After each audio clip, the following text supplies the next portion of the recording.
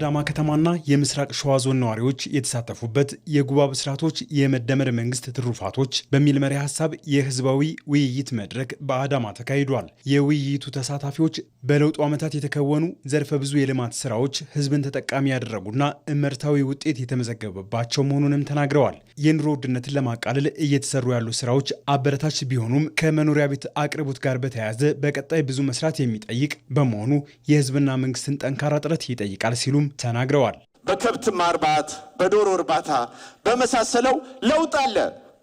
ብዙ እንደተሰራ ነግረውናል። ቁጭ አልተባለም። ብልጽግና እየለፋ ነው፣ እየሰራ ነው። ግን ፉንዳመንታል የሆነ አክሽን መውሰድ አለበት። የታጠነት ችግሮች አሉ እና ያንን የማስተካከል የሚሰጥበትን መንገድ በፍጥነትና በቶሎ ቢደረግ። ምክንያቱም አሁን በጣም እያስቸገረ ያለው የቤት ኪራይ ነው። እኔ በበኩል የቤት ኪራይ ነው በጣም ጥያቄ የሆነብኝ። ባለፉት ዓመታት እምቅ ሀብቶችን በማልማት ከተረጅነት ለመውጣት ትልቅ ስኬት የተመዘገበበት መሆኑንም የውይይቱ ተሳታፊዎች አንስተዋል። የታላቁ ኢትዮጵያ ህዳሴ ግድብ ግንባታ መጠናቀቅ፣ የማዳበሪያ ፋብሪካና የተፈጥሮ ጋዝ ልማት ላይ የተጀመሩ ስራዎች የሚደነቁ መሆናቸውንም ጠቅሰዋል። ኢትዮጵያ የባህር በር ባለቤትነት ጥያቄዋ መልስ እንዲያገኝም ከመንግስት ጋር እንደሚሰሩ ተናግረዋል።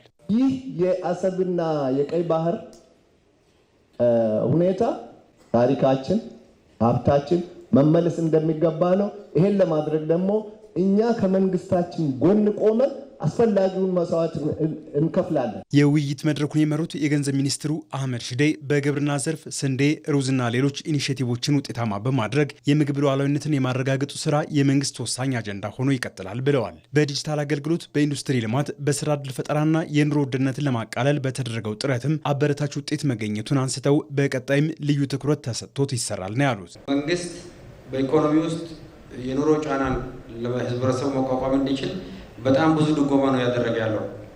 ነዳጅ ዘንድሮ ብቻ 100 ቢሊዮን ነው እየደጎምን ያለ ነው ማለት ነው።